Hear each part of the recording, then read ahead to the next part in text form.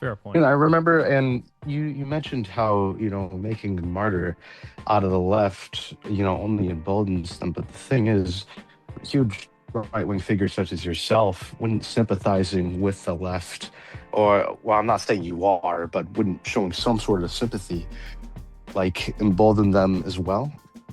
Thanks, Alex. All of our problems originated from that sailor girl. Brian. Hello, Spencer. No, I was a little absent from this meeting, took a bit of a sleep, and you definitely, I bet you were talking a lot about this already, tonight being the meeting being about ice and whatnot. But I remember when the Renee Nicole Good stuff was unfolding, and I saw your reaction on Twitter of, you condemning it. I myself was a little surprised, and considering the fact that you were friends with like Stephen Miller and even apparently allegedly like he red pilled him. I thought it was like very interesting, and I imagine you also condemn what happened with Alex Pretti recently. Do you still support like ICE operations continuing in Minneapolis, or do you even think like they're not going hard enough? I'm not going to do the they're not going hard enough thing. I think that's a sort of ridiculous fantasy of Trump's just going to have this authoritarian police state. That's not happening. I support ICE to the degree that they go and strategically find some hardened criminal or something. That I'm A-okay with that. Presidents, Democratic mostly, did this over the 90s and 2000s after the DHS was established. They deported a lot of people and they didn't generate the pushback. I think ICE is fake in the sense that they are out there quite literally to make content. Mm-hmm. They're not a deportation force. They're a propaganda force with guns. Yeah. Right. The fact that they're trying to put ICE in the Olympic parade or something. I mean, this is just. I saw that in like Italy. Like they had like ICE in Italy, or they thinking of having them in Italy for the Olympics or something. It is propaganda. In terms of actually moving out illegal immigrants, E-Verify cracking down on the businesses that hire them and encouraging self-deportation is the way to go. And Mitt Romney was just simply right. I'm sorry. If that's what you want, if you want hype videos and like DHS propaganda with like a cowboy out in the range saying like, this is your homeland. I just be the penguin running to the mountain. The penguin who's committing suicide. By the way, he's like your dog. It's jumping very in the pool it's kind of telling. He's not like climbing Mount Everest or something. He's going out there to die. But yeah, some continue. But anyway, all I'm saying is no. Look, there's also this question that is an objective question, which was excessive force used with regard to Renee Good and Pretti, and might those killings be considered murder? I think definitely with Pretti, I would say that's murder. With Renee Good, it's a little more ambiguous in my mind, but it was unambiguously excessive. And that just is what it is. That's just an objective question.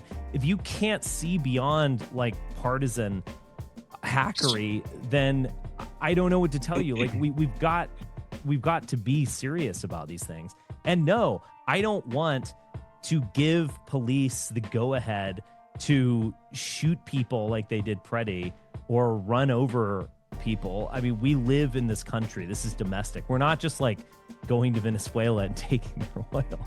Like this does actually affect us. Well, the empire always comes home is what the libs love to say. Yeah, I get it. And it is an interesting, take for me, because lots of people on the dissident right, even though many will agree this would not be easy to defend in like a courtroom, they don't seem to see it as a big deal or something to cry over. As they like it. It's not that they, as I said on Tuesday, they like it a little too much. It's not that like, this is a tragic death and we're gonna have to be as hard as stone and get over the fact that Renee Good died or Pretti was shot. They like it They like the brutality. It's like they're killing the libtards. They've convinced themselves that white women are the problem, or simps in the case of Pretti, and they're indulging in sadism. I think there is a line to draw between indulging in sadism and, I'll be honest, I cannot bring myself to have sympathy for these people, because it's not like these are people who are going about their daily lives or whatever. These are people who are laying themselves down on the train track. You pull them off the train track and they run towards the train track to lay themselves down again. It's like, I don't give a fuck, actually. You want to die. You want to be a martyr. Do I think that you should, like, the state should be making you a martyr? Maybe, maybe not, but you want that. You want to die. I'm not going to hear and cry for you. But isn't that why the left wins? Because they have Because they want it, yes. attitude? Yeah. You know, in the sense of, like, the left, they imagine themselves as Sophie Scholl in Nazi Germany. Like, I'm just some kid, but I'm going to hang up some flyers against the Nazis. Right, And but because they all have that shared narrative. Because they have idealism. Whereas Right. Republicans, now granted, they did J6 where they just, like, lost it, maybe due to COVID and other factors. And were buffoonishly invading the Capitol to do a Trump coup. But like, leftists are always on. Conservatives are like, why are you out there? You know, why don't you go grill? They're out there because they actually have ideals that they care about. Right, but those ideals are say. shared between the base foot soldier and the establishment. They get to speak in the Fair. same language, and so that way you have Elizabeth Warren going out there and be like, yes, they are martyrs and they were on the right side of his. The problem with the right is that the right establishment always does this two-faced game where they present to the libs and say, no, we're just free market, race neutral, meritocratic, but they wink to the base and say, but we're going to TND and the Penguin and all its country's yours. Right. So that when someone on the right does behave in that same way, the establishment will disavow them and be like, oh, we have nothing to do with these crazy for Charlottesville radicals. This is nothing to do with our race blind meritocratic whatever. But wink, wink, so it's like this disconnect because we don't live in the same shared mythos with our establishment the way that the left foot soldier and the establishment live in the same narrative. That's very true. There is Sure, an and asymmetry in that. But I would just stress that there's also an asymmetry in terms of basic psychology. Yeah. Which is, Well, yeah. the right is like, let's grill, folks. Like, what are you doing out like there? But if you think about it, the barbarian, the Alaric the Barbarian or whatever, is that leftist. He maybe doesn't himself want to die, but he wants someone to go die. He wants someone to be a radical and be a martyr or whatever. But even if someone was to do that, and even if the Alarics and the barbarians and the whatever were to defend him online, there's no power base of institutional, mainstream, legitimate power structures that will uphold that as well. Fair point. And I remember, and you mentioned how, making a martyr out of the left, only emboldens them. But the thing is, huge right-wing figures such as yourself wouldn't sympathizing with the left, or, well, I'm not saying you are, but wouldn't showing some sort of sympathy, like, embolden them as well. I'm not on. It is your fault, Richard. I agree. I'm not on Team Red. Yeah, I mean, you're not a team GOP, but at the same time, leftists are a political enemy, and I'm not saying that we should. So is the right, and the right is a more immediate obstacle. They're more. I don't want the right to win. I don't know. No, I think what he's getting at is that, I think, not to speak for you, is that, or the way I see it, is that you kind of stand outside of, or you view yourself, or I view you as an island unto yourself. Whereas even myself, I call myself anti-left, right? So even when I conceptualize, someone like a Mitch McConnell or whatever, this congressman in New York who wants to do amnesty, I forget his name, I view them as in coalition with the left despite being in the Republican Party. I always have this kind of direct antagonism to that in a way that I don't think I see you as seeing yourself in that same way. I see you in please don't take offense to this, in a way that I see Richard Hanania as a kind of island unto himself, above, seeing themselves above the fray. I still see myself as like, fuck? When I see Renee fucking Good's face, I see that bitch who said, don't come to my nephew's christening unless you're vaccinated. Don't come to the barbecue unless you're vaccinated. Oh, you can't come. That I still see that woman in her face, and I'm like, I'll be fucking damned if I say a fucking nice word about this bitch. Pow, pow, pow, pow. One more for me. So maybe that's crass. Maybe that's like evil. Maybe that's a tainted soul, whatever that may be. I can't get over my radicalization from COVID. Sure, and also the thing is, Richard, I mentioned there's lots of people that still view you as like a quote unquote like far right, like white supremacist, and lots of people on the left would want to kill you. You've been attacked before, a few years ago, although I think you've had a sort of ideological change since then. I don't know a whole lot. Had much of an ideological change, actually. Oh, you haven't? No. Yeah. Maybe if I found any sort of support from MAGA and the right, I might have had a different opinion on them. But yeah, there are less now than there were in 2017, obviously. There's probably liberals and leftists who want me dead, but so is life. But the question is, do I find any use in the right? The answer is no. I see. Very, very, very, very interesting view.